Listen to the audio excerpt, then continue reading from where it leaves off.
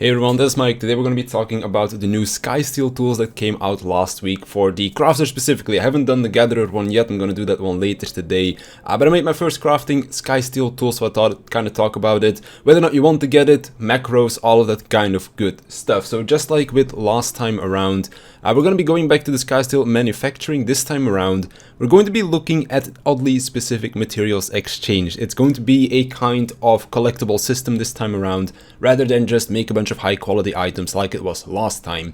For the Weaver specifically, these are the two that we are going to craft. Of course, these are different for each different crafter as well. But as I mentioned, this time around it works like a collectability system. So as you can see down here, depending on the collectability of the item that you have, you're going to be getting extra of these items. And these are the items that you need to upgrade your relic. When it comes down to the first one, we need 90. So if we divide 90 by 5, that means 18. So if you can max out 18 crafts with max collectability, you only need to make 18 items. And then for the second one, we're gonna need 105. So that adds up to 21 crafts of this second one to max that one out. Now, when it comes down to the crafting tool itself, it is actually better than the previous one that we have. So if I go item comparison real quick right here, because I have my Skysteel needle equipped right now, as you can see, 10 item levels higher, meaning more craftsmanship, more control. And one of the good things this time around is that it has CP on it. This was lacking on the last relic, meaning that the missing CP could sometimes screw up some crafts here or there. But this time around you basically have the 6 CP that you would meld in your normal tool. Of course, if you have penta-melded tools from the achetes or whatever you call it, basically the normal crafting gear that came out last patch, then this will still be better if it is pentamelded. If you're doing it like me, where you don't pentameld your tools and you only meld CP in them, then the new Skysteel tools are actually going to be better compared to the old ones. So what I'm going to be doing is I'm basically just going to be crafting all of the relics over the next few weeks, and then I'm just going to be selling off my old stuff that I have not used yet, because I have crafted everything, I just haven't used all of these yet. So basically, if you're getting the relic, you can sell these off if you have not pentamelded your tools.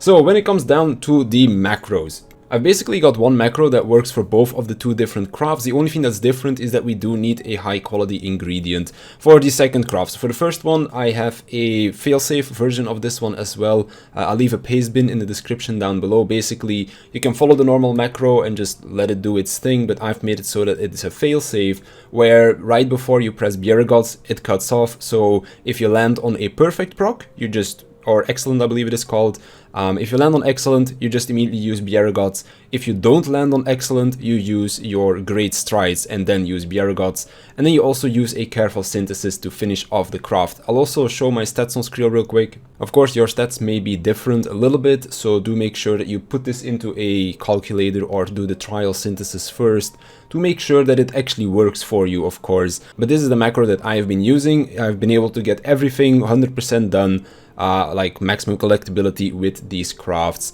So this one definitely does work for me. When it comes down to the second craft, you do need to make sure that your pre-craft material is going to be high quality. Again, this is going to be super easy. I'll also leave a macro for that in the description where you can high quality it from no quality materials. And then I've also been using the blood bouillabaisse food as well, because I was missing a little bit of control. When I melded my new crafter gear, I focused a lot on craftsmanship rather than control. So I had a little bit more craftsmanship than was needed for this, and I needed extra control. But blood bouillabaisse, really cheap right now on the market, which is why I've been using that one. And that basically gave me the CP as well as the control that I needed to do these macros.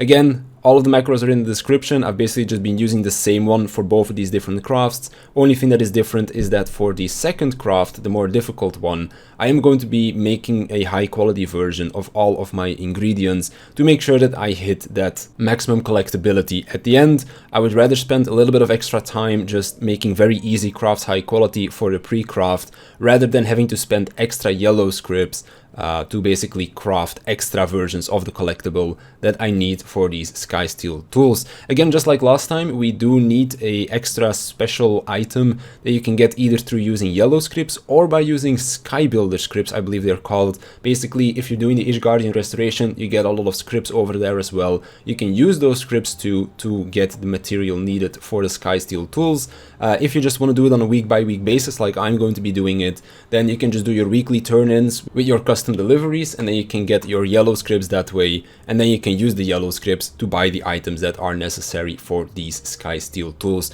You'll probably be able to do just about one relic every week if you're doing it that way. At least that is what I am planning to do. It took about an hour and a half to get this one done. Definitely doesn't take up all that much time, and that is of course also counting in the fact that I'm going to be pre-crafting something in high quality as well. If you have better stats than I do, if you have more control, then for example you might not have to do this, but again, just throw it into the crafting simulator to see how it works with your stats. You might have to change some things here or there, but that's going to do it for this video. Tomorrow most likely I'm going to be having something up for the Gatherer one, which I'm going to start working on later today once this video goes live.